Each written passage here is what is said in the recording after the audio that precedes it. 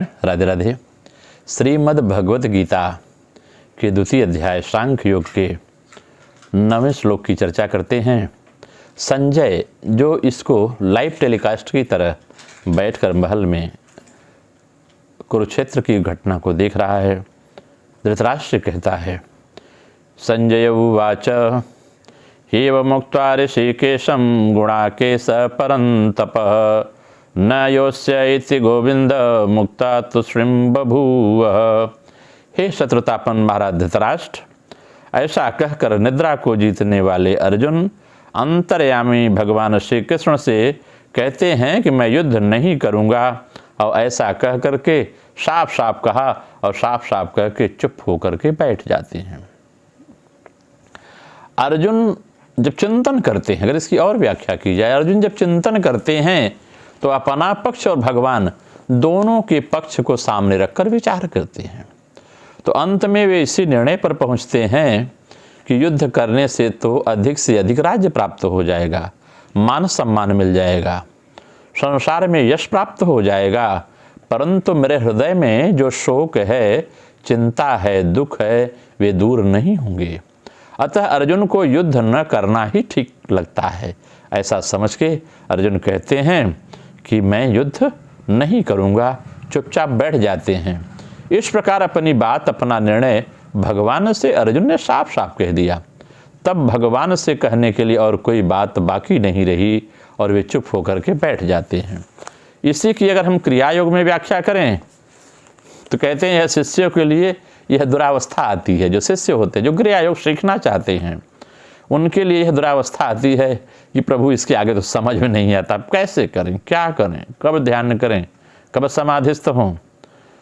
जब वे डाढ़ पतवार छोड़कर बैठ जाना चाहते हैं, मतलब जो ध्यान की विधि छोड़ के बैठ जाना चाहते हैं, कहते हैं परंतु गुरु पतवार को नहीं छोड़ते। लेकिन गुरु जो होता है धीरे धीरे धीरे धीरे धीरे धीरे उकेर करके सामने लाता है। अतः वह अंतर्यामी गोविंद हमारी सारी इंद्रियों के प्रकाशक हैं। यह बात समझना चाहिए, गोविंद जो हैं वह प्रकाशक हैं। तब व्यक्ति करता है, हे प्रभु मुझे सन्मार्ग दिखाओ, हमको क्या करना है, यह उनकी इच्छा के अधीन है। और जब उनकी इच्छा होगी तो गुरु उस पर प्रकाश डालते हैं। परंतु जो व्यक्ति चिंताकुल चित्त से है, वह भगवान गुरुदेव भगवान के स्वाधिकार को पहले कहाँ मानता है, पहले अपनी बात रखता है। जब कुछ नहीं पाता तब कहता है गुरुदेव आप जैसे जैसे कहेंगे वैसे वैसे मैं करूँगा। तब वहाँ से उसकी यात्रा साधना की प्रारंभ होती है। द्वितीय अध्याय सांख्य योग के 10वें श्लोक में संजय कहते हैं कि तमुवाच ऋषिकेश प्रहसन्निव भारत सेनयोरभयोर्मध्ये विसीदन्तमिदं वचः। कहते हैं इसकी अर्थ की व्याख्या करें ते हे भरत वंशोद्भव धृतराष्ट्र, दोनों सेनाओं के मध्य भाग में विषाद करते हुए उस अर्जुन के प्रति भगवान प्रहसन्निव भारत, प्रसन्न मुद्रा में हंसते हुए भगवान ऋषिकेश आगे बढ़े और उसे कहते हैं, क्या कहते हैं, कहते हैं इसकी तमुवाच ऋषिकेश विसीदन्तमिदं वचः। इसकी व्याख्या किया जाए तो अर्जुन ने बड़ी सूरवीरता और उत्साहपूर्वक योद्धाओं को देखने के लिए भगवान को आदेश दिया था कि दोनों सेनाओं के मध्य रथ को खड़ा किया जाए। अब वहीं पर दोनों सेनाओं के मध्य जब अर्जुन जाता है, जो लड़ने के लिए अर्जुन जा रहा था, वो विषादग्रस्त हो जाता है।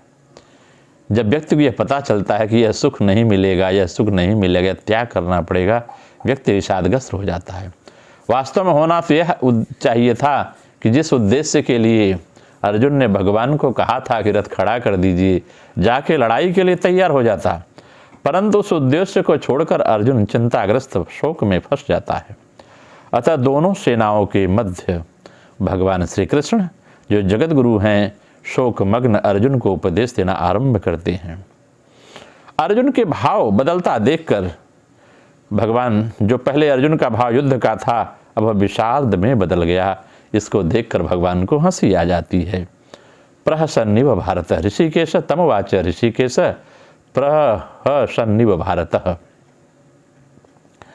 दूसरी बात, अर्जुन ने पहले कहा था कि मैं आपके शरण में हूँ, मेरे को आप शिक्षा दीजिए, मुझे ज्ञान दीजिए, क्रिया योग सिखाइए, मैं युद्ध करूं या न करूं, मेरे लिए क्या होना चाहिए, इसकी शिक्षा दीजिए। परंतु यहाँ मेरे कुछ बिना बोले ही इसने तय कर लिया कि मैं युद्ध नहीं करूंगा। यह देखकर भगवान को हंसी आ गई। जब अर्जुन ने कह दिया कि मैं युद्ध नहीं करूंगा, तब भगवान को यही कह देना चाहिए था कि जैसी तेरी मर्जी वैसा तू कर। लेकिन परमात्मा कहते हैं कि जब भगवान ने यही समझा कि मनुष्य जब चिंता शोक में विकल हो जाता है, तब वह अपने कर्तव्य का निर्णय न करने के कारण कभी कुछ तो कभी कुछ बोल लेता है। यही दशा आज अर्जुन की हो रही है।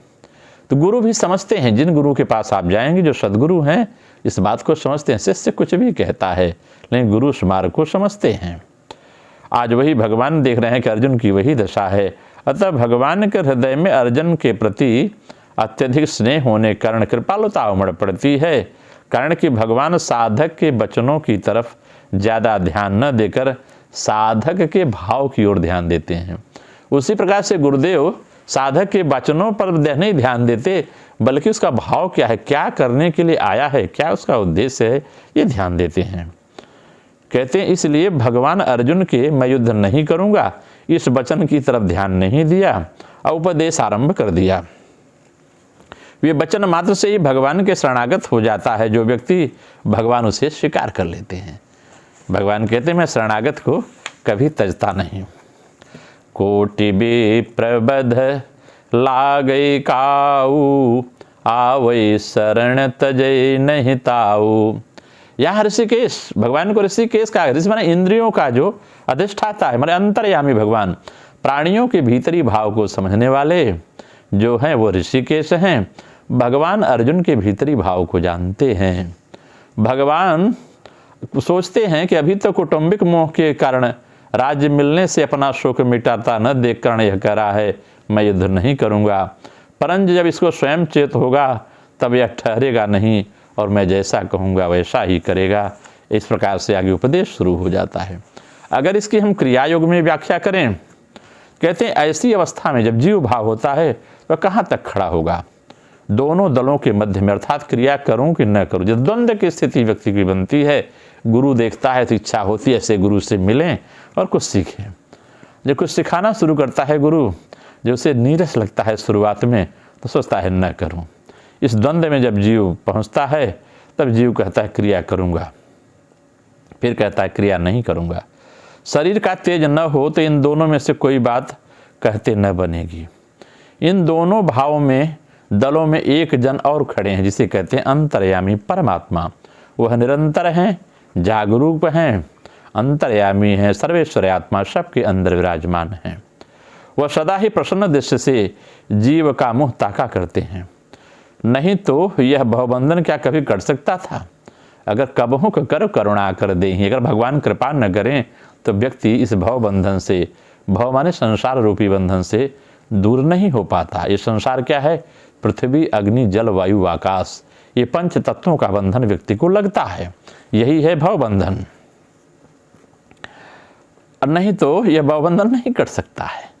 कुछ परिश्रम पूर्वक साधना करके जीव का भवबंधन छूट जाता है, परंतु जीव कदापि साधना न करेगा। जीव को इतना भय लगता है, वह मोहाभिभूत हो जाता है। इससे क्या जीव के चिरसखा भगवान रुष्ट होते हैं? नाना, भगवान कभी भी व्यक्ति से रुष्ट नहीं होते हैं, बल्कि विरक्ति का प्रकाश करते हैं। उन्होंने ऐसा ही किया। अथवा उनको भवबंधन में इस प्रकार अंधे देखकर उनकी बुद्धि की विकलता सोचकर भगवान को हंसी आने लगी। उन्होंने यह नहीं किया। जब जीव के भीतर जो निवास करते हैं उन सभी, उस समय भी जीव के ऊपर वह प्रसन्न दृष्टिपात करके उसके कल्याण के लिए उसके अंतःकरण को जागृत करने की चेष्टा करने लगते हैं। भगवान बार बार मौका देते हैं। ऐसी परिस्थितियां अपनों का तिरस्कार भी करा देते हैं साधना में। कहते हैं संत लोग, अपनों का तिरस्कार आध्यात्मिक उन्नति का साधन बनता है। भगवान इतने दयालु हैं, कृपालु हैं, इसी कारण भक्त उनको करुणा सिंधु कहा करते हैं। कबहू कर करुणा कर दे ही। कभी भगवान कृपा जब करते हैं तो व्यक्ति को सायुज्य प्रदान करते हैं। नमो नारायण, राधे राधे। आप सबका मंगल हो। फिर मिलेंगे अगले